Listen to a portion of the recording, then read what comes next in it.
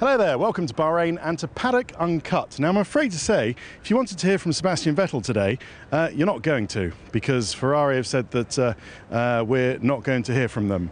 We're not going to hear from him, we're not going to hear from Kimi Raikkonen as well.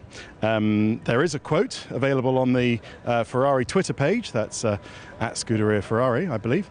So if you want to hear from what Ferrari want you to hear from Sebastian Vettel or Kimi Raikkonen, then go ahead, have a look on the Twitter page, but there'll be nothing from us.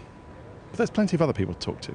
As a previous winner of the Le Mans 24 Hour, can you A, understand Fernando wanting to go off and do another big race, and B, understand him going and doing the Indy 500 of all races? Yeah, no. Is the answer to that. So yeah, you can understand him wanting to do another race. I think, obviously he's in a bit of a special situation, but, for me, under no circumstances I would ever give up or miss the Monaco Grand Prix, because it's the best race in the world for me, and it's just, it's just amazing and great. And Indy 500 is something also that doesn't really strike me personally. I'm sure it's a great event and a good race, and one of those iconic races. But I'm personally not a fan of oval races. I think there's a lot of risk, a lot of injuries in the past that have happened there. So.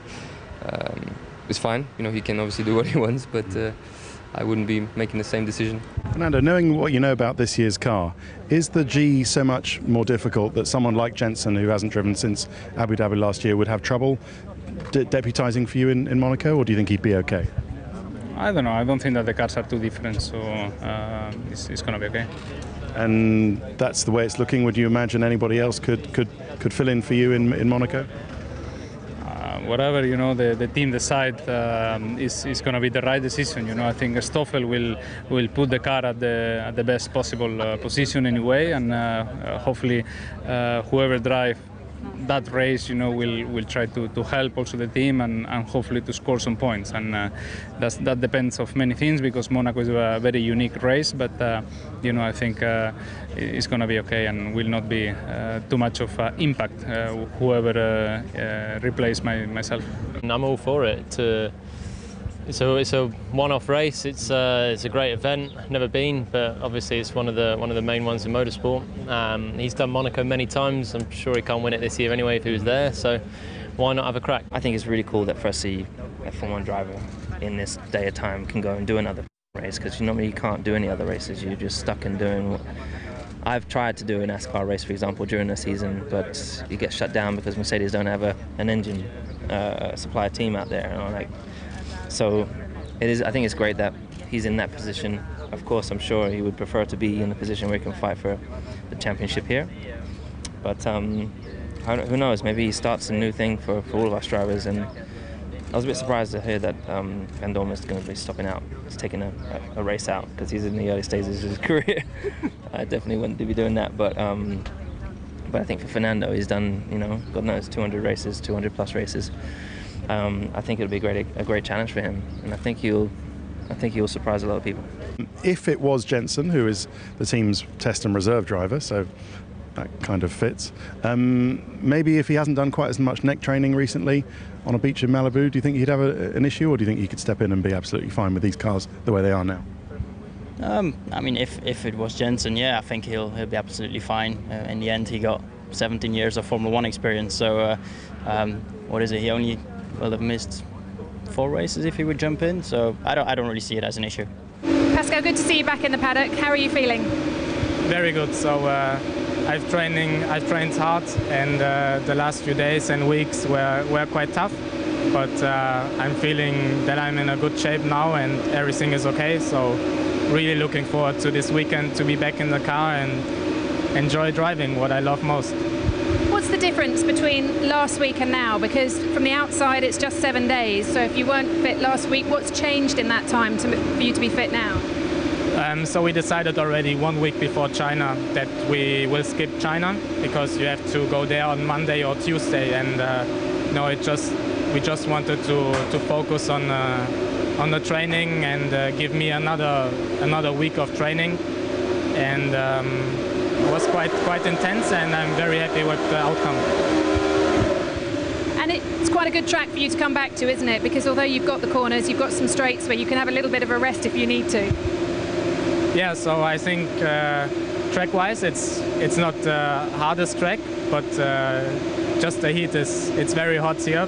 That's the only thing will make it a bit harder, but otherwise the track is quite easy. Now, you know, I'm not always generous with my praise to racing drivers sometimes. It's normally not my job, but you've been doing an awesome job over the last 2 races, and if I can say that without sounding particularly cruelly, have you? How? I don't know. Has it just been too? Because they've been 2 very different events, haven't they? But you managed to get the result out of both of them, and considering the car's not very good at the moment. Yeah, I think we've had a great start of the season, considering where the car pace is. I think the team has been doing a great job. You know, I was just saying on the press conference how important it is to get it the whole weekend perfect, because if you don't get the perfect qualifying, the perfect lap, that means qualifying well above well behind the top 10. So P15 or somewhere around there, and then your weekend is over, you know. So I think we've been doing really good qualifying, and then the strategic calls they have been really good. So I think we managed to, yeah, we know that the car at the moment is not as competitive as we would like it to be, but it's important that for the moment before Barcelona that we expect a good upgrade on the car to keep scoring as many points as possible and keep maximizing the races. How would you categorize your race in China in terms of one of the good ones of all time? Of all time, maybe not, but it was one of the good ones, and you know, my career hasn't been that long yet, so it's surely one of the good ones, and you know, I was really happy and relieved to get a good result this early in the season as well, and get some points on the board. So just feel like it feels good that you get started in a good way, and looks better for the rest of the season, that you have points and you can just do your best and focus on the coming races. I think the phrase "looks good" is right, because it's told Haas as much as anything else that they have got 2 drivers that can consistently score the team points, which is something they haven't had last year. Yeah, I mean. That's why they hired me. They wanted 2 drivers that could score points, because they know they have a car, and you know, they have the crew available and the talent in the team to be scoring points with 2 cars. So they need the drivers who are able to do it. Have you got any answers for why Lewis calls you this guy on the podium? Well, he told me on the podium that his engineer kept saying that Vern was behind him, because it says VER now this year. So that's why he got a bit confused, I guess. Do you know what I think? I think he knows that you're trouble and you're going to give him a hard time. And he's like, oh, it's this guy again, he's going to give me a hard time. I don't know, to be honest. I mean, at the moment, I never had the chance to put him under a bit of pressure. I mean, he was always controlling the gap, and we haven't had any equal cars yet. So yeah, a bit too early. A bit too early. If you'd been able to get past Daniel earlier, you could have put him under some pressure there. No, he was always in control. Really? Yeah, he was. You could see it. And I mean, I was just trying to do my race. It was never my intention to really get by, because in the normal dry conditions, they're anyway a lot faster. And as soon as I started to catch up, he was pulling away again. So it was just cat and mouse game, you know, just playing. Okay, chances here? 5th and 6th. No. Yeah, if nothing happens, that's where we are. I mean, we have a big gap in front and a big gap behind, so yeah. Come on, they've got to get that shoey out at some point. Yeah, I've never wanted a sweaty shoe as much as I do probably now, but no, realistically, there hasn't been a big enough turnaround to make a real difference this weekend from a team's performance point of view. So, look, for me, I'll do what I can to have a smooth weekend. But realistically, I think everything going in order, 5th is the best we'll do if everyone finishes and all that. So, I don't see us being stronger here than we were in China in terms of a track characteristic. I don't want to be too pessimistic, but I think it's a similar kind of, not a similar setup, but... Well, even though it's not so front dependent here? Yeah, we'll see. We had 1.3, I think 1.2 in Melbourne and 1.3 seconds in China, so even if we get in within 8 tenths is still, night and day in racing terms. So yeah, we can't find a 1.5 seconds just yet. Give it the eggs anyway. I'll try, but I like to think I'm good, but I'm probably not that good to do a second and a half. Is it too simple to say that the Ferrari looks really drivable and your car kind of has a bit more of a sort of peaks of performance? It's a bit more nervous on the edge. Is that fair to say? I haven't driven the Ferrari, so it's difficult to say. But this car, we feel it's quite sensitive. You know, getting everything to work and operate in the optimal window with the tires, with the setup, and to drive, it is quite sensitive. So yes, could say that, but it's difficult to say when not driven the other car, obviously. So hang on, so sensitive, what do you mean? You mean when you get it absolutely right, then it's good, or it's just difficult to get absolutely right? Or do you mean sensitive when the setup is perfect?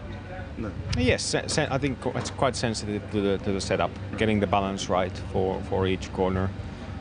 Getting the tires to work in the optimal window. We feel that the margins and windows for setup tires is quite small, and as always with the driving, it's all about details, and every little counts now in the close fight between us and Ferrari. So to get everything perfectly, there can be always a few hundreds in there. Do you think it might be a bit tougher for you this weekend? I think, yeah, this is China was a cool race in the sense of the easy for tire usage in that. First race, Ferrari were very, very quick on in the hotter conditions. So being here, that it is a hotter condition. I think we are faced with a real challenge this weekend. I think they might have the upper hand coming here, but we're going to try to make sure that's not the case. You've spoken about how the battle with Sebastian, the rivalry is really, really interesting and cool, and you're enjoying it, and I'm sure that's going to go for the rest of the season. What is it about the rivalry maybe that you had with Nico that you had kind of grown a bit tired of? I don't know. It's not really something I can really remember too much about it. So, is it fair to say it was? I didn't say that I grew tired of anything. I'm just saying I like how it is this year. It's just a different battle. No, I just wondered by extension. I thought maybe if you found this one refreshing, maybe the whole rules of engagement. Maybe it's just battling someone else in your own team. It's nice to actually have that. Not have that and have someone in another team where you don't have to go through these rules of engagement that Toto and Paddy used to put to you and stuff. We still have the rules of engagement, so honestly it doesn't make any difference really. And me and Valtteri are still battling, so it's just that it's nice to be fighting with another team. Okay. And is there any difference? Has there been any change in your attitude to Sebastian himself over the years? Maybe back in the Red Bull days when he was winning every race he turned up for, you thought maybe you could win in that car, anyone could win in that car. Have you changed your mind on him a bit over the last few years? No, I generally don't think what everyone else thinks. I drive a car, so I know what it's like to drive, and a lot of people look and say it's easy for you, you got a quick car and that, but it's not the case. You've actually got to do the job and deliver, and he delivered 4 years in a row, so I already had a huge amount of respect for him there. It's just, I guess, over the period of years we've spoken more and more and more, and I think after witnessing and driving on track around each other and seeing each other's results, you learn to respect and appreciate that the other person's, they're obviously clearly very gifted and work very hard.